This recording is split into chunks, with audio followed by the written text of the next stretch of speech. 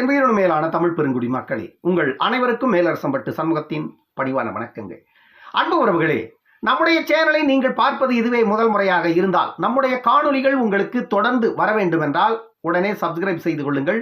தொடர்ந்து நம்முடைய காணொளி பற்றின உங்களுடைய மேலான கருத்துக்களை கருத்துரை பகுதியில் தவறாமல் பதிவு செய்யுங்கள். நான் தொடர்ந்து இந்த விஷயத்தை சேனலில் சொல்லிக் கொண்டு வருவதால் உங்களுக்கு எந்த ஒரு பிரச்சனையும் இல்லை. ஏனென்றால் இது ஒரு அரை நிமிடம், அவ்வளவுதான்.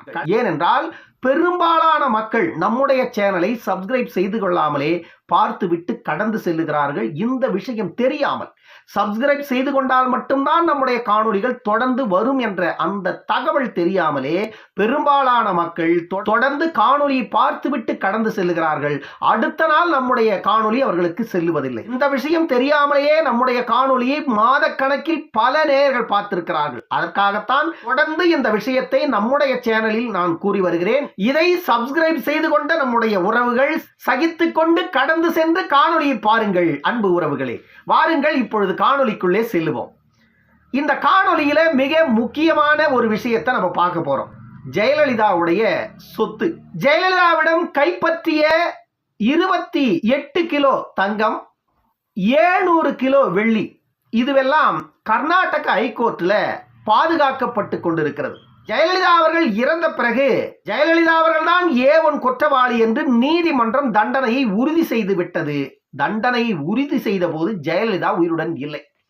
ஆகையால் அவர் தண்டனையை அனுபவிக்கவில்லை. தண்டனையை அனுபவிக்காமலே A1 குற்றவாளி மறைந்து விட்டார். A2, A3, A4 குற்றவாளிகள் 3 ஆண்டுகள் சிறை தண்டனையும் 10 கோடி அபராதத்தையும் செலுத்திவிட்டு அவர்கள் வெளியே வந்து விட்டார்கள். இதுவெல்லாம் ஜெயலலிதாவின் வழக்கு கடந்து வந்த பாதை. இப்பொழுது ஜெயலலிதாவிடம் கைப்பற்றப்பட்ட அந்த நகைகள் அத்தனையும் கர்நாடக கோர்ட்ல பாதுகாப்போடு இருக்கிறது. இப்ப பிரச்சனை என்ன அப்படின்னா, இந்த வழக்கை நடத்திய கர்நாடக அரசு வந்துட்டு எங்களுக்கு அந்த வழக்கை நடத்தியதற்கு 5 கோடி ரூபாய் செலவாயிருக்கிறது. அந்த 5 கோடியை எங்களுக்கு கொடுங்கன்னு கர்நாடக அரசு தமிழக அரசை கேட்குது. தமிழக அரசு இதுவரைக்கும் அந்த 5 கோடியை கர்நாடக அரசுக்கு செலுத்தல. தமிழக அரசினுடைய நோக்கம் என்னவா இருக்குதுன்னா, ஜெயலலிதாவிடமிருந்து கைப்பற்றப்பட்ட பொருட்கள் வந்து கர்நாடக அரசிடம் பாதுகாப்பா இருக்கு இல்லையா, அதை அனைத்தையும் விற்று நீங்கள் அந்த 5 கோடியை எடுத்துக்கொள்ளுங்கள் என்று தமிழக அரசு சொல்லுவதாக சொல்லப்படுகிறது.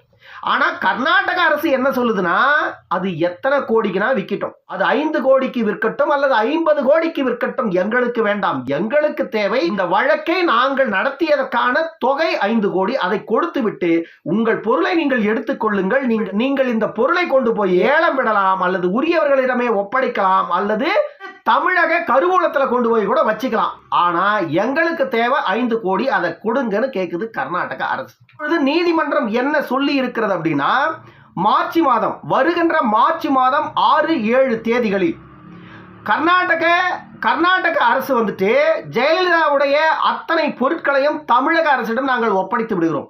எங்களுக்கு சேர வேண்டிய 5 கோடியை கொடுத்து விட்டு உங்களுடைய பொருட்களை நீங்கள் எடுத்துக்கொள்ளுங்கள். அதை எடுத்து செல்வதற்கு என்னென்னவெல்லாம் தேவை என்பதை கர்நாடக ஹைகோர்ட் மேற்கோள் காட்டி தமிழக அரசுக்கு கூறிவிட்டது. இப்பொழுது மார்ச் மாதம் 6, 7 தேதிகளில் தமிழக அரசு இந்த 5 கோடியை கர்நாடக அரசுக்கு செலுத்திவிட்டு இந்த 28 கிலோ தங்கத்தையும் 700 கிலோ வெள்ளி பொருட்களையும், இது மட்டும் அல்லாது ஜெயலலிதாவிடமிருந்து கைப்பற்றப்பட்ட இன்னும் பல பொருட்கள் இருக்கிறது. எல்லாமே கோடிக்கணக்கான மதிப்புள்ள பொருட்கள். இன்றைக்கு அது ஆயிரக்கணக்கான கோடியே போகலாம். இன்றைக்கு அது மொத்தத்தையும் ஏலம் விட்டா கூட ஆயிரக்கணக்கான கோடி போகும். ஆனால் இது கைப்பற்றப்பட்டது எப்பொழுது அப்படின்னா 1996. இந்த வழக்கு தொடுக்கப்பட்டது 1996. ஜெயலலிதாவிடமிருந்து கைப்பற்றப்பட்ட இந்த நகைகளின் அப்போதைய மதிப்பு 6 கோடி. எப்போ 1996 இந்த நகைகளின் மதிப்பு 6 கோடி. 1996 ஒரு சவரன் தங்க நகை எத்தனை ரூபாய் என்பது நமக்கு தெரியும். 1700, 1800 ரூபாய் விற்று கொண்டிருந்தது அந்த நேரத்தில் ஒரு சவரன் தங்க நகை. ஆனா இன்றைக்கு ஒரு சவரன் தங்க நகை 50,000க்கும் மேல விற்குது. 2024 இது நடந்தது எப்போ? 1996, குறைந்தது 28 ஆண்டுகளுக்கு முன்பு. இன்றைக்கு ஜெயலலிதாவின் சொத்து மதிப்பு அப்படின்னு எடுத்துக்கிட்டோம்னா பல ஆயிரம் கோடிகள். எல்லாமே வந்துட்டு காலப்போக்கில் அதனுடைய சொத்து மதிப்புகள் உயரும். பண மதிப்பு எவ்வளவு வீழ்ச்சி அடைகிறதோ அவ்வளவும் இதெல்லாம் உயர்ந்து கொண்டுதான் இருக்கும். அன்றைக்கு 1500 ரூபாய் என்பது பெரிய பணம். அந்த பணத்திற்கு மதிப்பு இருந்தது. எப்பொழுது 1996 1500 1800 2000 ரூபாய்க்கு உள்ளாகத்தான் இருந்தது அப்போதைய காலகட்டத்தில் நகையின் மதிப்பு. 2000வது ஆண்டுகளில் ஒரு சவரன் தங்க நகை 3000 ரூபாய் தான் இருந்தது. அப்படி என்றால் இன்றைய காலகட்டத்தில் அந்த சொத்துக்களின் மதிப்பு உயர்ந்து பன்மடங்கு அதிகமாகி போனது. இதுவெல்லாம் ஜெயலலிதா அவர்கள் கொள்ளையடித்த சொத்து தானா? 28 கிலோ தங்க நகை ஜெயலலிதா அவர்கள் உழைத்து சம்பாதித்தது தானா? சினிமாவில் பறந்து பறந்து நடித்து சம்பாதித்தது தானா? அவருடைய பூர்வீக சொத்துக்கள் தான் இந்த தங்க நகைகளா? 700 கிலோ வெள்ளி. ஒரு நிமிஷம் நம்ம இந்த விஷயத்தை நம்ம நல்லா யோசிக்கணுங்க. 700 கிலோ வெள்ளி நகைகள் ஜெயலலிதாவுக்கு சொந்தமானது கைப்பற்றப்பட்டு அங்க இருக்குது.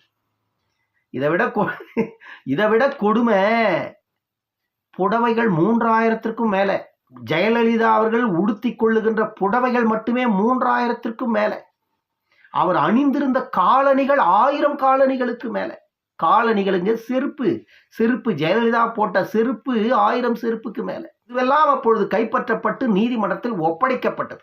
ஏன் இப்பொழுது நாம் இதையெல்லாம் பேச வேண்டி இருக்குதுன்னா, ஜெயலலிதாவும் சசிகலாவும் போயிட்டு மகாமகத்துல குளிச்ச போது அங்க ஏற்பட்ட பிரச்சனைகள், அப்பொழுது அவர்கள் அணிந்து கொண்டிருந்த அந்த ஆபரணங்கள், அதையெல்லாம் வந்துட்டு அப்பொழுது பெரும் பரபரப்பாக பேசப்பட்டது மக்களால.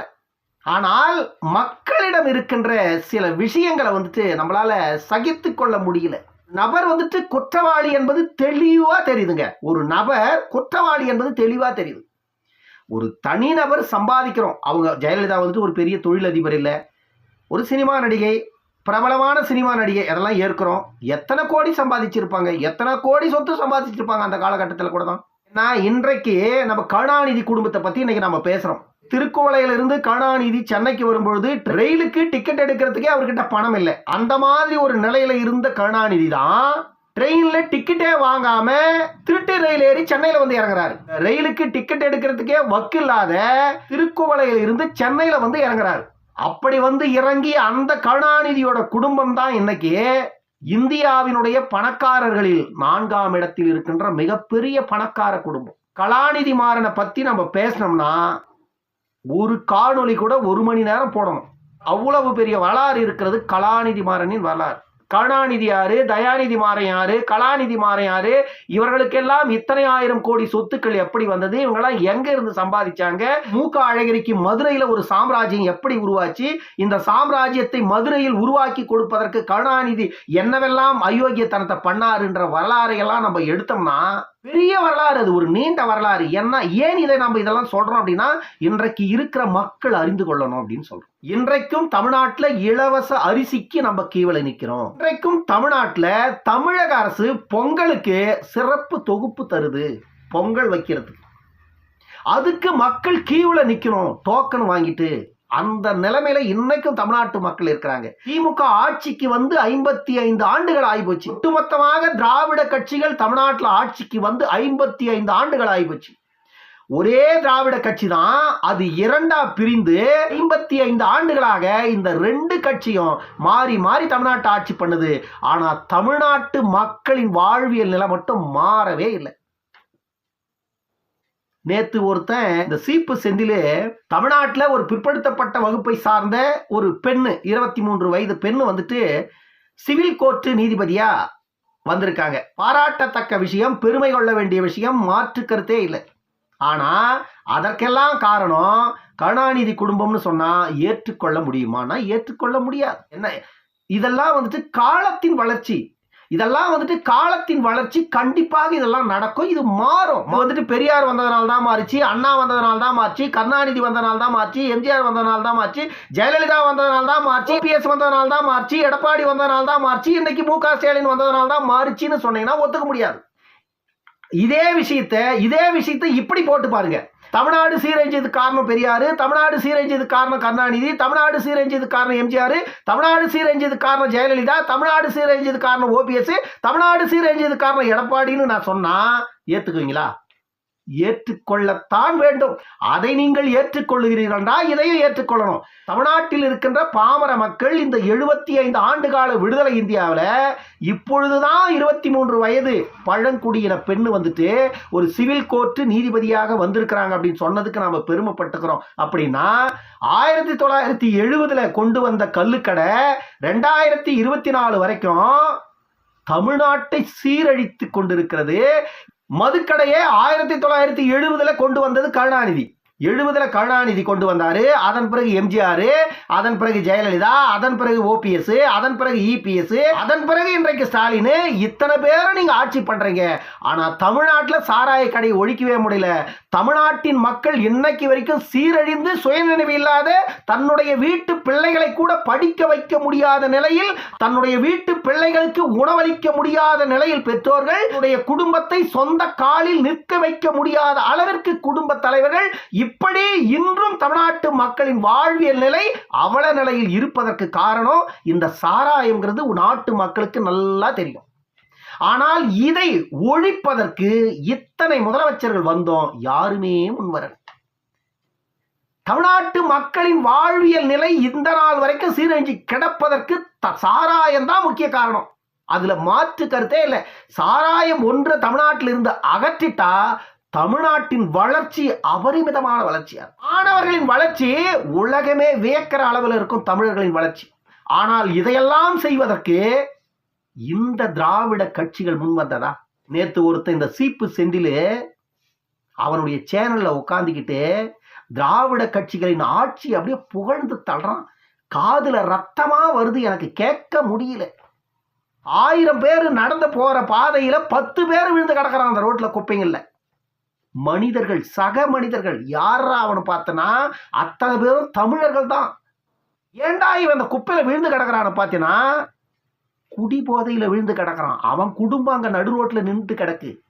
தேர்தல் நேரத்தில் குப்பையில விழுந்து கிடக்கிறவனை கூட வண்டியை கொண்டு போய் உட்கார வச்சு தூக்கிட்டு போய் பூத்துல நிக்க வச்சு ஓட்டு வாங்கிடுறான். அடுத்து அவன் வெளியே வந்தானா அல்லது உள்ளவே இறந்து போனானான்னு கூட இவனுங்க கண்டுக்க மாட்டானுங்க. அப்படிப்பட்ட கேடுகட்ட இந்த திராவிட மாடல் அரசு தான் எல்லா அழிவுக்கும் காரணம். தமிழகத்தினுடைய அழிவுக்கு ஜெயலலிதாவுடைய சொத்து குவிப்பு வழக்கு தொடுக்கப்பட்டது 1996. ஜெயலலிதா 2016 இறந்து போறாங்க. ஜெயலலிதா அவர்கள் இறந்து போன பிறகுதான் அந்த தீர்ப்பே உறுதி செய்யப்பட்டது. ஜெயலலிதா அவர்கள் மரணம் அடைந்த பிறகு ஜெயலலிதா A1 குற்றவாளி, அவர்கள் இப்பொழுது இல்லாததால A2, A3, A4 குற்றவாளிகள் அத்தனை பேருக்கும் 3 ஆண்டுகள் ஜெயிலும் 10 கோடி அபராதமும் விதித்து நீதியரசர் குன்கா கொடுத்த தீர்ப்பை உறுதி செய்தது உச்ச நீதிமன்றம். இவங்க 3 பேரும் தண்டனை அனுபவிச்சுட்டு வெளியே வந்து இப்போ மீண்டும் நாட்டில் உத்தமர்கள் போல உலாவிட்டு இருக்காங்க. சாமானிய மக்கள் இன்னைக்கும் ஒருவேளை சோத்துக்கு பிச்சை எடுத்துட்டு இருக்காங்க. இப்பொழுது 28 கிலோ தங்கத்துக்கும் 700 கிலோ வெள்ளிக்கும் தமிழக அரசு கர்நாடக அரசு கிட்ட போயிட்டு அதையெல்லாம் பெற்றுக்கொண்டு 5 கோடியை அந்த வழக்கின் செலவை செலுத்தணும்னு நீதிமன்றம் சொல்லியிருக்கு. நாட்டு மக்கள் இதையெல்லாம் அறிந்து கொள்ளுங்கள். இப்படிப்பட்ட தமிழகத்தின் வரலாற்று உண்மைகளை புரிந்து கொள்ளுங்க. மாநில உரிமைகள் பறிபோனது யாரால? மாநிலத்தின் மக்கள் சீரழிந்து கிடப்பது யாரால? மாநிலத்தில் பல ஆயிரம் கோடி ஊழல் செய்தது மக்களின் பணத்தை யார் யார் என்பதையெல்லாம் புரிந்து கொள்ளுங்க. இதையெல்லாம் தெரிந்து அறிந்து கொண்டு நடந்தால் மட்டும்தான் நாளைக்கு நீங்க இந்த மாநிலத்தில் உஷாரா வாழ முடியும். இன்னொரு காணொலியில் சந்திக்கும் வரை உங்களிடமிருந்து விடைபெற்றுக் கொள்வது மேலரசம்பட்டு சண்முகம். நன்றி, வணக்கம் அன்பு உறவுகளே.